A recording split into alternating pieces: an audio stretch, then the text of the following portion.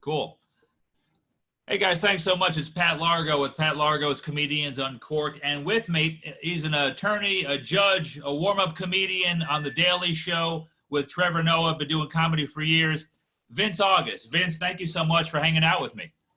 Oh, thanks, Pat. Great to be with you, man. Hopefully my computer is not going to ding and whistle and come in and intercept this. So it's okay. We're in a pandemic, so whatever happens, it's not your fault. But, somebody's fault, not mine. It's somebody's fault. Somebody's fault, and they're going to pay dearly. Exactly. First and foremost, how are you, your family, your dog, and everything going on with this COVID crisis? We actually got off to a rough start. My mom lost her stepbrother early on, and I refer to it as my mom's stepbrother because really she had the closer relationship than I did to my uncles. And, I hate when people kind of take ownership of someone's death and make it more personal. I mean, I didn't know him obviously near as well as my mom did, and they had more of a relationship. A good friend of mine, his father passed away. Wow. I have a client and friend that passed away, and another guy that I served with as municipal court judge passed away. Truth of the matter is they all had exactly what we know the case to be, which is underlying comorbidity. My uncle was older, John's dad was older, with the exception of my client, they were, all over the 75. Wow. Doesn't make it any easier. It doesn't make it better, but, it's part of life, man. So obviously, right, what you're telling me, 3-4 people, if not more, that literally died from this crisis. Yeah, within the first 4 weeks. Wow. Yeah. So it was, it hit home for me right away. Yeah. Which is why I was all for the lockdown out of the gate. It seemed like the right thing to do. Obviously, when it becomes, when it hits closer to home, you start looking and saying, yeah, this thing's real. Yeah. So I was very much on board with everything that was going on at first. And are things, because you're in Jersey, right? So are things there pretty much still like locked down, or is it loosened up a little bit? What's the governor doing? We're still really locked down, and we have a governor that I believe painted himself into a corner, much like Cuomo. I think what happened is, listen, what you can't do in situations like this is what our media does, which is count deaths. It's although it's a statistic that you keep, I can make numbers say whatever I want them to, Pat, and we can look at the numbers that they put up in deaths and say, all right, well, listen, more than half of those came from long-term care facilities, which that was on you, that you didn't do the right thing. And the other half, again, there's all these underlying comorbidities and everything else. When you look at the actual population affected, this thing could have been locked down for 4 weeks. Now we understand who really is affected by this. Now we're going to specifically target this and put in those measures. But it became a thing of, we're going to make sure the hospitals aren't crushed. Okay, the hospitals weren't crushed with the exception of, a few hospitals, because hospitals don't work together. They're independent agencies. So when you have a line outside at one hospital, no one goes out there and says, hey, listen, there's an empty hospital, just a town over. Yeah. Go there. So they don't work with one another. So you had a couple of hospitals crushed. That seemed to get solved over a 4-week period. And then it became this thing of, I'm going to save every life, which, Pat, this is a virus. You can't do that. It's a virus that is statistically attached to a death rate. It's impossible. You're not saving every life. And even Cuomo came out and said, listen, and he said it with regards to the long-term care facility people. He said, look, these people are going to die no matter what we did. Well, if they were going to die no matter what you did, then what are you doing to the public at large? You're not saving anybody. So you have to start releasing this. But then, listen, I'll be honest. I think these governors, there's two things going on here. One, they painted themselves into a corner counting deaths, and now it's what's an acceptable amount of deaths. So is 50 people a day okay, but not 60? Well, what's the difference between those 10? Is if you're trying to get to zero, you're never going to get there. So how close to zero do you want to get before you start looking at the other side? Suicide, murder, domestic violence, drug abuse, alcohol abuse, and all of those deaths that are staring you at the face, which life is more important? Yeah. That's the first thing I think that happened. I think the second thing that happened is they got caught up in their own celebrity, and these daily press briefings that you're seeing with Cuomo and Murphy, it's almost like their own personal talk show. And I think they're liking that. And listen, you know, when they start seeing their popularity in these polls, I've never been polled once ever. When they see these popularities in these polls, all of a sudden it becomes, okay, and on the show today, we have, you know, in charge of the health commission, we have the chief of police, everybody, we have the band in the back. Let's hear it for the band. I mean, it's like, what the hell's going on here? No, well, I agree about that. Almost every day, instead of having a presidential news conference or a DeSantis, our governor, news conference, I'd see Cuomo from New York. It became a talk show. Yeah. But you're right, though, about the saving law. It's so tough. And, you know, I come from a world of radio where you can extrapolate and pad numbers and make something sound good or bad. Right. And like you said, this all stemmed, and I'm not, believe me, when I say I don't do politics, especially jokes, I'm not that smart to do it. But I recall President Trump's first words going, you know, one person has it. We're not going to have any other spread. It's going to be fine. And I go, now we're in trouble. And then, you know. And I got to tell you, listen, when it comes to politics, I don't fall on the right or the left. I never have. I've always been an independent, down the middle guy. I've never gone into a voting booth and gone straight down the line. I try to know who the hell I'm voting for. I don't even care what the party is. I mean, I was the guy, you know, out of college, Ross Perot. That was my guy. Okay. I never vote for an incumbent because I believe on term limits. So, you know, my politics is not skewed by party. It never has been. But what I've seen from the reaction of what's happening now, if you don't see that these governors are making decisions based on politics and not pure statistics, you know, they're using catchphrases. You know, Murphy, data determines dates. You know, public health equals economic health. Well, no, first of all, it doesn't. Because what data are you relying upon? You keep counting deaths. Well, how come we don't hear the number of people that have gotten over coronavirus? Where are those numbers in relation to the deaths, and how fast of a rate are the recoveries occurring in relation to the deaths?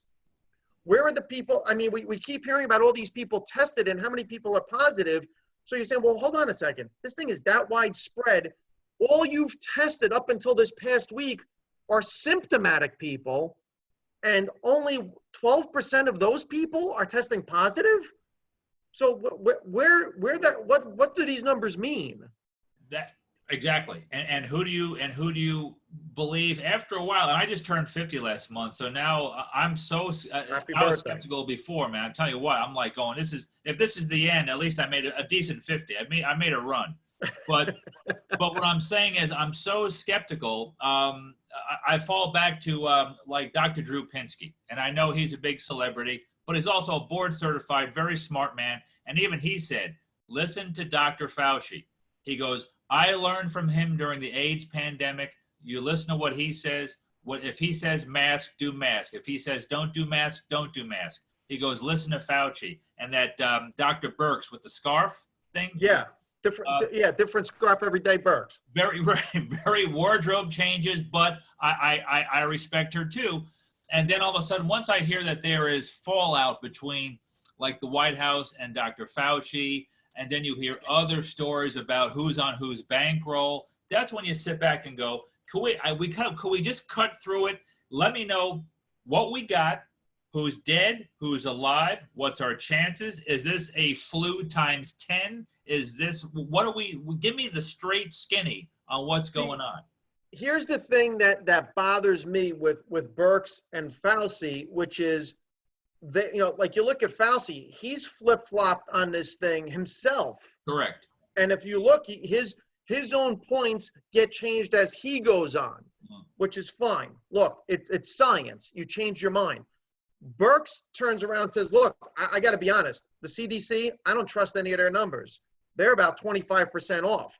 But yet the CDC keeps giving us guidelines. So at what point do we say, okay, listen, we got Fauci who's been doing this maybe too long. Yeah. We got Birx who says she doesn't trust the CDC. Look, Pat, I don't know if you've ever had surgery. I've had 3. I just evaded a 4th for my back. Oh, wow. I always get a second opinion. I always get a third opinion. And you have what they call surgery doctors that, people say, oh, no, that guy's going to want to cut you open. And then you have the non-surgery doctors where they say, well, that doctor tends to be a little bit less surgery and tries alternate, methods. Correct. And you tend to see the cut you right open doctors tend to be the older ones, whereas the younger doctors seem to have learned different medicine. And I'm just wondering if the information we're getting from isn't from a guy that this is kind of passed by. And listen, I don't know. I'm not a doctor. I'm not a scientist. But you seem to see the younger doctors are coming out saying, hey, listen, no, this isn't what you think it is. Look, I've been in school more recently than Dr. Fauci has, than some of these other doctors have. There's new technology. For years, we thought meat was the end-all, be-all. Now you have all these athletes saying, no, vegetarian, man, that's the way you got to go. So, things evolve. Look, can we bring more doctors to the table than just 2? Really? This entire country, 2 doctors are going to make policy? Well, you're right. That's the thing. See, that's almost like politics, right? You give me 2 doctors out of all the ones we have in this country and or around the world. I mean, you're even when I hear governors, like a Governor Murphy says, listen, we want to reopen the state. So what I'm going to do is I'm putting together a special committee. And he's committee, a 21-member committee. And of course, when you look at the committee, it's 21 of his donors, and it's like, whoa, hold on a second. You need a committee to open the state? Why do we have senators? Right. Why do we have assembly people? Why do we have mayors? Why do we have county exec? We have more elected officials than we need. We have more cops than you get. State troopers, county sheriff, local cops, park cops. We have more cops than we need. But yet we need committees to tell the people that have been elected and are paying to do a job. So now we're going to have non-elected people that are your donors are going to tell us how we're going to open this thing. Pat, what the fuck is going on? Can I curse out? What's going on here? I was waiting. I said, what the fuck took you so long to curse? Exactly. What are we doing? We have elected officials. We need committees from unelected people, which are us, but no one listens to us. We have to have committees who have just as much power as we do to tell the people that we put in office. I'm going to tell you a personal story right now. So I prepared, where the hell is it? It's on my desk. I prepared a packet. Look at this thing. This is a packet, okay, that I wanted to deliver to a local town for a proposal for an in-person graduation. Okay. And I have a schematic that was done by an architect, and it shows how you can do groupings of 3, a graduate and 2 family members, with 9 feet of separation each side, okay, with a walking path so that people can go in the same direction to get to their seats, leave their seats, with more restrictions than what is in any executive order. Temperature check, masks, spacing, you name it. I threw it in there. I presented it to a superintendent that said, listen, you know what? Right now we're just going to go by what the governor says. I said, no. This is not asking you to go against the governor. This is saying, look at this proposal. If it's in line with everything he's proposing, would you be willing to adopt it for your school and let it be the model for the state? Listen, I don't want to sign my name. I went to another town mayor. Listen, a third town mayor. They're afraid to sign the document, and now it's become, well, we came up with an idea for our town. Oh, you did? Okay, what's it going to be? Well, it's going to be a drive-up. They drive up in their cars, and we're going to do. I'm like, no, but they want an in-person thing, not sitting in their car like they're going to a fucking Chick-fil-A. They want to actually have an in-person. And look, I'm not trying to take away from what you're doing with this, after part. This can be done before that, and it's. You know what? No, I like my idea better. What do you mean your fucking idea? What about what they want? Pat, right. Look at the amount of letters. These are letters from parents saying, no, we want an in-person, and they don't care. Well, that's just it. We're seeing this. They don't care. I could go on for another 2 hours about the unemployment situation in Florida, but I won't because I have so much agita built up. I went through three what's it called, the Pepsid ACs today, just to quell the chemistry test I've got going on in my esophagus and my stomach. I'm so pissed off because people. I've signed up 4 times for unemployment, and the best is then I have people tell me, well, you work for the Daily Show. Trevor Noah's paying you. I said, Trevor Noah's paying me. I said, according to what? Right. I said, no, he's paying 25 people that are still working there. He's not paying the crowd warm-up guy when there's no crowd. Nonetheless, the guy who shows up 2 hours before taping and then leaves. I'm like, no, I didn't make the top 25. I'm like a Division III school when it comes to the fucking list of people that work. Yeah, I'm lucky if I'm going to a championship game for a division, but nonetheless, the fucking bowl game. I'm like, how about you read the entire article, numbnuts? No, I'm not getting paid. I'm unemployed. Comedy clubs are closed. There's no sign of comedy clubs opening, even though I have a solution for that nobody wants to hear. I do. Well, I do. Listen, I want to go to all the New York City clubs. Okay. No one's on the roads, Pat. The streets are empty. Correct. You've got Caroline's on Broadway, has an area in front that's designated for pedestrians and people sitting. You have Gotham on West 23rd. You got Comedy Cellar in the Village.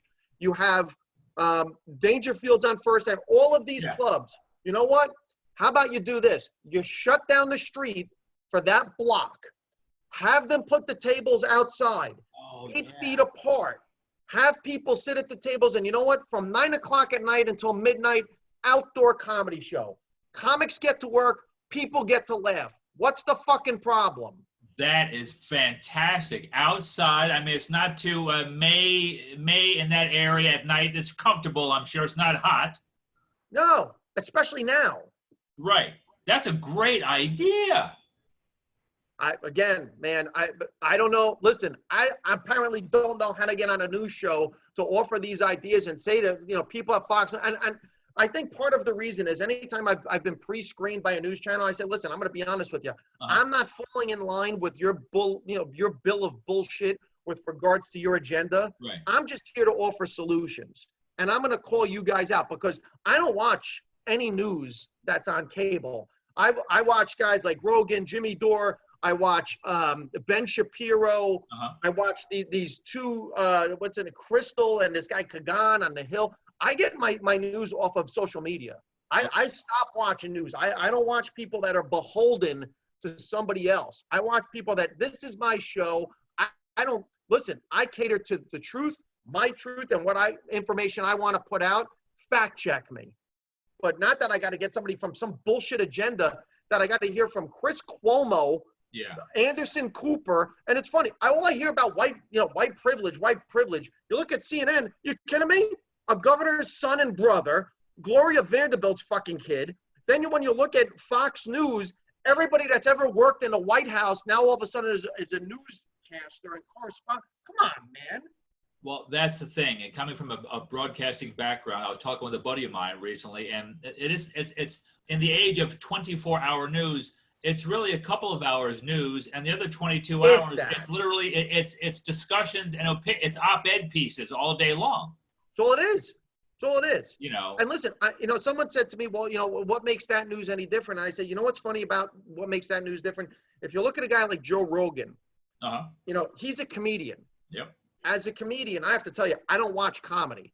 I don't watch Netflix specials. I don't watch comedians in clubs. I don't watch stand-up comedy. People ask me all the time, did you see so-and-so special? No. And they're like, what do you mean no? I said, no, I don't watch comedy. And they're like, why? I'm like, because I don't want my material to be swayed by what other comics are doing. So my material will always be true to me. And that's the way news should be. News shouldn't be, what's Fox talking about? Okay, we need to give the other version of that story. What's CNN talking about? We're going to give the other version of that story. You shouldn't give a shit about what anyone else is doing. Just tell the news. But you can see the infighting. How do you know? Why do you even know what they're saying on the other channel?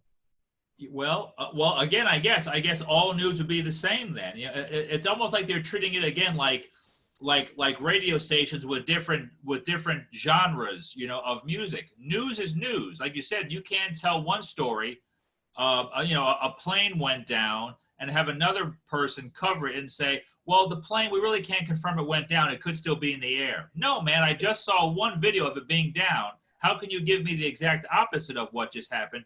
Because it's the hip thing to do, or you want to be different. When it comes to news, like you said, I think those days of Harry Reasoner and Walter Cronkite are long over. It's all now, like you said before, it's all showy. It's all show business. It's a fucking tennis match. Right, yeah. And it's the ball is the news, and they keep whacking it back and forth to each other with their own spin on the ball. Exactly. That's news. Exactly. Right. Now I'm going to put backspin. I'm going to put topspin.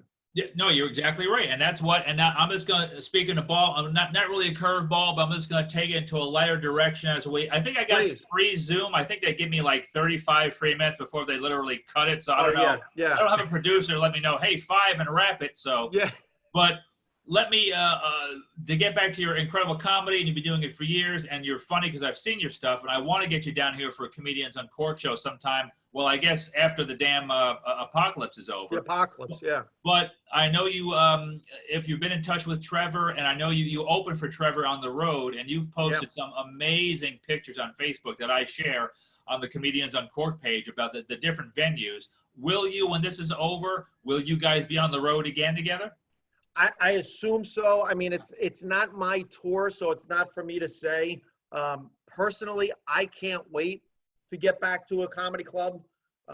You know, the only outlet I've had is every morning, and I think you watch them and you share them. Thank you for that. I put up a daily video between 3 and 5 minutes, just kind of like a monologue piece about whatever's going on and whatever strikes me that day. But there's nothing like performing in front of a live crowd, man. It is, you just, as a comic, it's, you know, it's literally like playing music in a studio versus playing for a group of people. It's like, yeah, I mean, I hope someone hears this as opposed to you getting the reaction. And listen, I've been asked, you know, would you come to a comedy club and work in an empty room and do it Zoom style for people at home? I don't feel comfortable doing straight stand-up that way because I feed off an audience. And most comics do. You take the energy, you take what you're getting back, and you decide the direction you want to go on stage, or at least I do. I don't go up with a set list in my head. I have material. And depending on how people are reacting to what, you know, that's how I choose my set. That's how I go through material. And I also do a ton of improv. So, you know, that may guide my set. So, you know, for me to just stand, and probably one of the reasons I've never been on one of the late night shows, because I'm not just stand there and look straight at a camera and do a set. Not that there's anything wrong with that. Those comics are fucking geniuses. Yeah. And I wish I was able to do it that way, but I work a different way. Yeah, you do what you do. So that's why I tell people I was Zoom before Zoom, because people think doing stuff to an empty crowd is through Zoom. I said, no, I did that when I started my comedy. That's stupid. And I apologize. Oh, that's great. I love it. Real quick, you mentioned your vignettes. Before I talk about how people can get a hold of you and your merchandise, where did you get the idea about doing the vignettes daily on your Facebook page? You know, I just did it as a rant like the first couple days, and people were just reaching out to me saying, listen, you got to keep doing this, man. We need this right now. We need something to laugh at. The news is depressing. Everything we're looking at is depressing. And quite honestly, the late night stuff, you know, wow, let's come. You know what? They should try something different and make fun of Trump every night. That would be interesting. I mean, it's just, it's like, look, it's nice to hear just something different that's not political, that's fun-based, that, you know, is topical and just gets us through this. So to be honest with you, it just kind of took a life of its own. That's good. And I seen yourself, like you said, it's short, it's to the point, it's not dirty, it's witty. And real quick, I want to let people know they can pick up this thing and let people know where they can get the Vince August merchandise, how they can get a hold of you, tour dates. Go ahead and plug whatever you got going on. Yeah, so I have a YouTube page. So if you just type in Vince August, I have like, I think 50 subscribers, which means I owe YouTube money. But if you go to that page and subscribe, you'll see all my daily videos there. I put them up on Instagram through that. They have the IGTV. at Vince August. Find me on Facebook at Vince August. Do it on my fan page, not my personal page, because what I do is I play a birthday assassination game every day. So whenever it's someone's birthday, I look, I click on the profile. I'm like, do I know this person? No. And then they get whacked and I unfriend them. Unless I do know them, then I'll say happy birthday. So I call it the birthday assassination game on my personal Facebook page. I love that. That's so New Yeah. Jersey, too. It's very New Jersey. I like that. Well, listen, Vince, I got to tell you, man, first off, please keep being healthy, and I love it, and I'm glad you're doing well, and I know you're dying to get out there and make people happy again, as we all are. And just thanks for spending some time with me, but you all be safe up there, and we'll hope to see you and Trevor Noah as soon as possible, and definitely look forward to getting you down here sometime for Comedians Uncorked. Absolutely, Pat, and thank you for all the support. Thank you for sharing all my stuff. I appreciate it. My pleasure. Be safe. Vince All right, August, you thanks too, so brother. much. All right.